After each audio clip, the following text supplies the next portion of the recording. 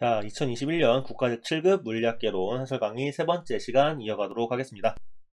자, 11번입니다. 일정량의 이상기체가 단일 팽창해서요, 부피가 2배가 됐대요. 이에 대한 설명을 옳은 것만을 모두 고르면, 자, 이상기체가 나왔고요, 단일 팽창이라는 힌트, 그리고 부피가 2배가 되었답니다. 자, 이상기체 상태 방정식을 한 개 떠올리셔야 되고요, 그리고 연력학 제1법칙, 에너지 보존 법칙도 한번 같이 떠올려 보겠습니다. PV는 nRT가 되겠죠. 뭐 KBT로 외우셔도 상관없어요. 그리고 기체에 공급된 에너지는 기체의 내부 에너지를 증가시키고 외부에 일을 한다 까지 외우고 있으셔야겠죠. 이 두 가지는 항상 시험 문제 나오니까 외우고 계셔야 됩니다. 자, 이에 대한 설명을 옳은 것만은 모두 고르면 진입한별 문제죠. 기억, 이 기체의 압력은 감소하였다. 자, 부피가 2배가 됐대. 부피가 2배가 됐다. 부피가 증가했죠? 그럼 압력은 감소해주면 되겠습니다. 단일 팽창이라는 힌트가 있죠. 기억은 맞는 얘기. 단일 팽창이라는 건 외부랑 열 교환을 더 이상 하지 않는다는 겁니다. 니은, 이 기체의 내부 에너지는 감소하였다. 자, 외부에서 열 공급이 없죠. 그렇기 때문에 얘는 변화가 없고, 근데 부피가 2배가 됐대. 부피가 2배가 됐다는 얘기는 이름 PdV지? 부피가 증가했지? 그럼 얘가 증가하지? 그럼 등식을 유지시켜줘야 되니까 내부 에너지는 감소. 즉, 내부 에너지를 감소시키면서 외부에 일을 하는 케이스지? 그러니까 니은은 맞는 진술이 됩니다. 이제 항상 이런 식으로 문제 풀죠? 연력학 문제 나오면은 항상 뭐 다른 뭐 이론 시간에 안 했던 얘기 하잖아요. 항상 이런 식으로 문제를 풀게 됩니다. 디귿, 이 과정 또한 기체는 일을 하지 않았다. 아니죠. 부피가 증가했죠. 부피가 증가했으면은 이 dV가 증가하기 때문에 외부의 일을 해준 게 됩니다. 그래서 답은 3번을 골라주시면 되겠습니다.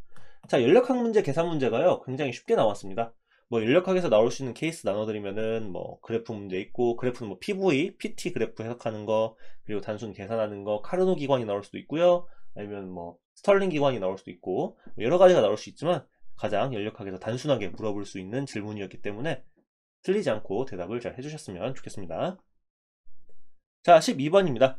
양전하와 음전하 사이 전기력선과 등전이면에 대한, 전기력선이 뭐지? 전기력선. 제가 이론 시간에 말씀드렸죠. 전기력선이 왜 혁신적이냐면은 이게 마이클 패러데이의 그 연구 노트에 나와 있는데요. 패러데이 같은 경우에는요, 고등교육을 받지 못했어요.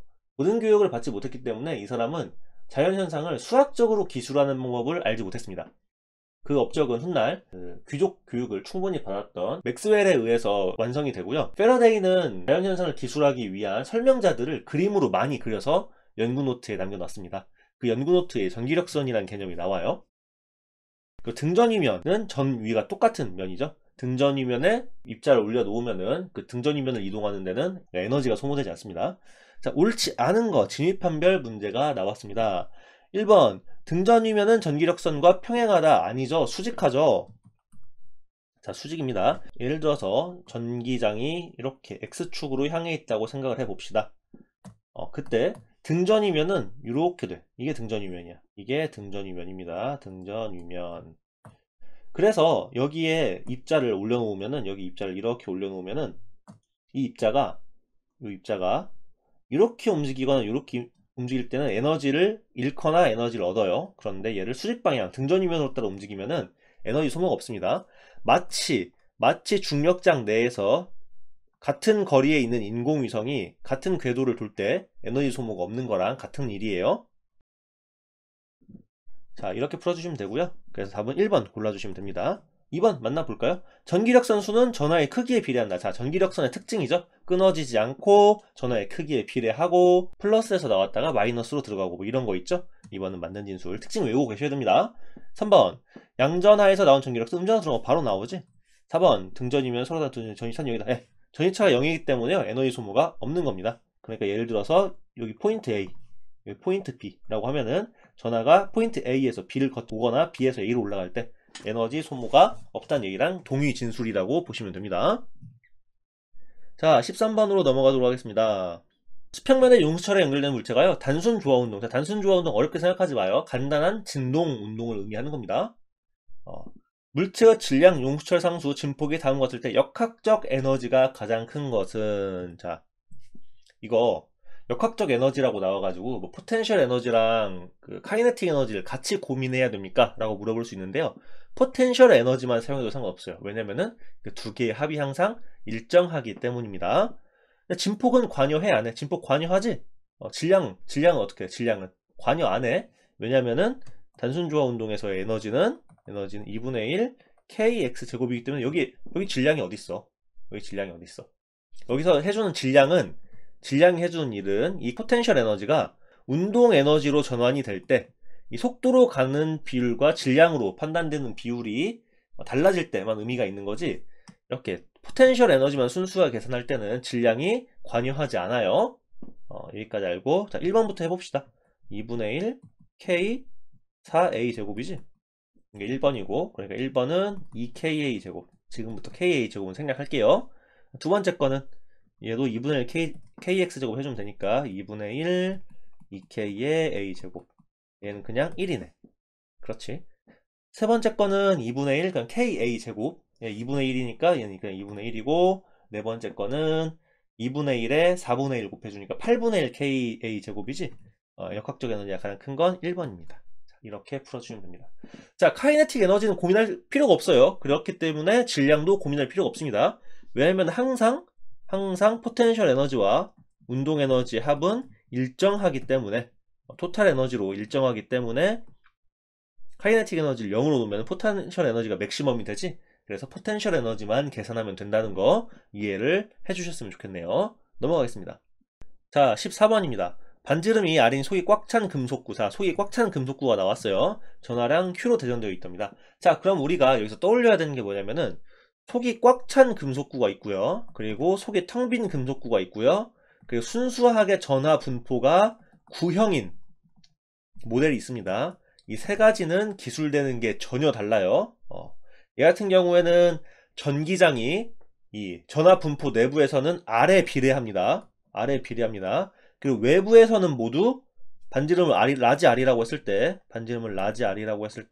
외부에서는 모두 전기장이 R제곱분의 1에 반비례하지. 이거 계산하는 거 이론 시간에 분명 해드렸습니다. 이 세 가지 헷갈리지 말라고도 분명 강조드렸습니다. 기억을 해주실 거예요. 물론 제 이론 강의가 뛰어난 편은 아니에요. 항상 말씀드리지만 제 이론 강의는 공무원 시험에 최적화되어 있지 않습니다. 예, 참고용으로 쓰는 거예요.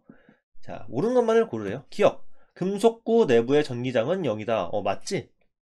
제가 항상 말씀드리는 영화 있죠. 그 히가시노 게이고 소설 원작으로 하는 영화 중에 그 한여름밤의 방정식이었나? 그걸 보면은 그 주인공이 그 열차에서 어떤 꼬마애가 핸드폰을 가지고 있는데, 그 꼬마의 핸드폰이 막 시끄럽게 울려. 근데 그 꼬마의 핸드폰을 이렇게 알루미늄 호일로 감싸가지고 전파를 차단하는 장면이 나옵니다. 제가 참 좋아하는 장면인데, 도체의 외부에는 항상 전하가 존재하지. 이렇게 얘를 플러스라고만 쓰면은 이런 식으로 플러스 Q가 대전되어 있는 거예요. 내부에는 전하가 없습니다. 도체에는 항상 안이 비어있든 꽉 차있든 간에 표면에만 전하가 존재한다는 거 기억을 하셔야 되고, 외부 전기장을 걸어주면은 플러스 마이너스가 재빨리, 여기가 플러스고 마이너스면 재빨리 재배치가 되지. 그래서 내부에 흐르는 전기장을 완전히 캔슬 시킵니다. 그렇기 때문에 기억은 많은 진술. 그래서 기억에서 물어보는 거는 도체의 전기장의 도체에 대한 전기장의 특성을 알고 있니를 물어본 겁니다. 자, 니은 금속구 표면에서 전기장의 크기는 R에 비례한다. 자, 니은에 별표하셔야 돼요. 니은은 여러분을 낚으려는 거야. 왜냐면은 아까도 말씀드렸지만 뭐 구체가 있고 또 전하들이 원형 분포를 구형 분포를 하고 있는 거는 전혀 다른 얘기예요. 전혀 다른 얘기입니다. 그래서 전기장의 크기가 R에 비례하는 거는 전하들이 구형으로 분포했을 때 반지름 R 내부에서의 전기장이 거리에 비례하게 나온 겁니다. 그래서 R 세제곱분의 1 곱하기 R 해가지고 R에 비례하게 나와. R은 가우스면 반지름이고, 이론 시간에 제가 충분히 예제를 통해서 해드렸죠. 그래서 R에 비례하는 게 아니라 금속 표면이니까 R제곱분의 1에 R제곱분의 1에 비례한다 라고 알고 계셔야 됩니다. 그래서 니은은 잘못된 진술. 디귿. 금속구 표면에서 전기장의 방향은 항상 표면과 수직이죠. 그렇죠? 이렇게 있으면은 여기 접선을 그리면 전기장은 이 방향으로 빠져나갑니다. 그래서 답은 3번 골라주시면 되겠네요. 자, 계속해서요 11번부터 14번까지 계속해서 진입한별 문제가 나오면서 개념을 잘 알고 있니라고 물어보고 있습니다. 그러니까 이런 문제는 절대로 틀려서는 안 됩니다. 자, 15번까지 풀고 잠깐 쉬도록 하죠. 자, 15번입니다. 제가 언젠가 말씀드렸죠. 이론 시간을 말씀드렸던가요? 아니면 해설 강의 시간을 말씀드렸던가요? 언젠가 포텐셜 우물이 7급 시험에 나올 수 있다. 이거 계산하는 거 알고 있어야 되는데 이거는 그냥 주양자수의 제곱에 비례한다로만 외우고 있으면 된다라고 말씀을 드린 적이 있습니다.